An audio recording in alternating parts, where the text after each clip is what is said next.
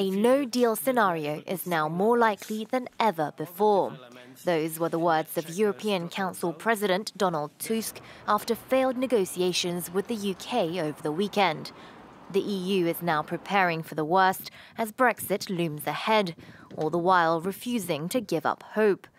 The biggest sticking point is the Irish border.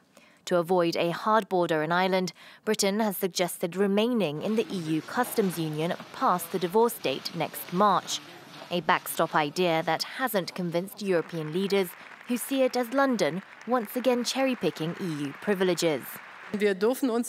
We must not allow our single market, which is really our competitive advantage, to be destroyed by such a withdrawal.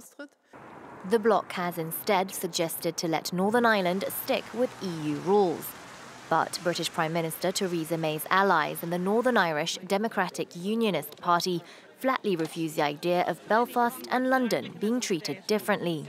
We cannot have a barrier between ourselves. There's nowhere in the world would you have a barrier internally, an international barrier within a country. You cannot have that, and therefore we have to make sure that the whole of the United Kingdom leaves the European Union together. Despite the deadlock, May remains hopeful her team will make a breakthrough with their European counterparts. We cannot let this disagreement derail the prospects of a good deal and leave us with the no-deal outcome that no one wants.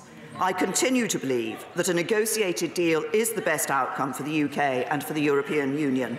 I continue to believe that such a deal is achievable. Both sides have less than 6 months to come up with the smoothest divorce possible. With no deal, a sudden border could affect the coming and going of people and goods overnight.